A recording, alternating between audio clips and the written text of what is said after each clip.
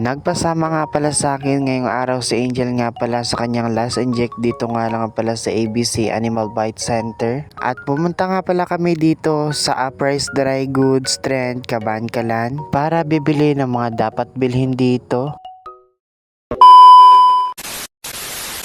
Hi guys! Good morning! Ngayong araw lang nga pala ako ulit nakapag-upload nga pala dito sa mga social media account ko. At ngayong araw nga pala samahan niyo ako sa mga ganap ko dahil ngayong araw magpapasama nga pala sa akin si Angel sa kanyang last inject. Bali kagabi nag-message nga pala sa akin si Angel na mga 8 or 9 nga pala kami aalis. At bali sa mga oras na yun mga ka-DM ay 8:45 na nga pala ako ng umaga, nakaalis nga pala ng bahay at papunta na nga pala ako sa bahay ni Angel kasi doon nga pala kami magkita.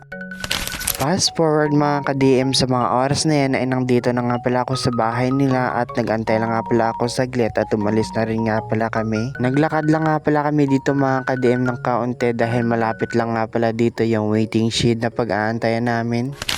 At ayun mga ka-DM, hindi pa kami dito nakarating nga pala sa waiting siya na pag-aantayan namin. Buti na nga lang si Tito Boboy nga pala dito ay dumaan. At nagpahatid lang kami sa paradahan nga po pala ng tricycle papuntang Kabankalan. At hindi na nga pala ako nakapag-video mga ka-DM kanina pagdating nga pala namin sa paradahan. At sa mga oras na yun nga po pala ay papunta na nga pala kami ng Kabankalan.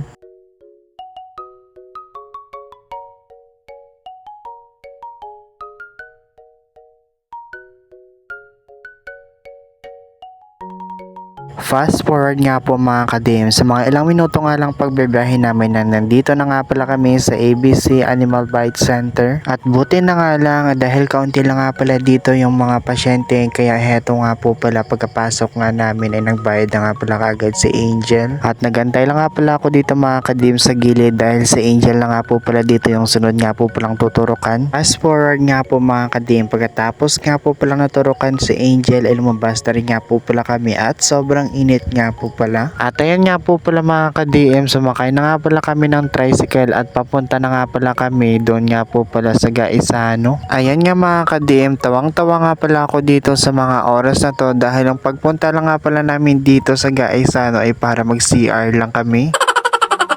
At ayan nga, tamang pa-video lang ako dito sa loob habang nag-aantay nga po pala kay Angel. Syempre, after nga pala namin mag-CR mga ka-DM, ay naglakad lang nga pala kami dito papuntang Uprise dahil malapit lang nga pala dito at likuran lang pala ng Gaisano. Ayan nga, ang inyong ka-DM nga pala dito sa mga oras na to ay tamang sunod lang nga pala dito kay Angel habang siya nga po pala ay namimili nga pala dito na dapat niya nga palang bilhin. Shoutout pala kay Nathaniel Estoya. Shoutout rin pala kay Patrick Sevilla. Shoutout rin nga po pala dyan sa ating Lodi page ni G-Boy. At pati na rin nga po pala sa iyo Gerald Embang, Narced Mustafa Ismael. Shoutout rin nga po pala sa inyo sa mga nagha-highlight nga po pala ng aking mga videos.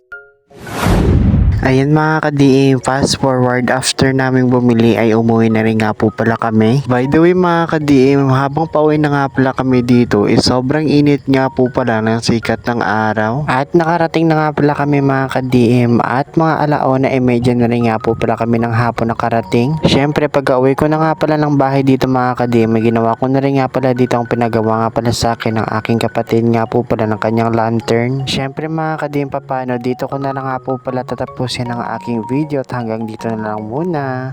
Thank you for watching. Paalam.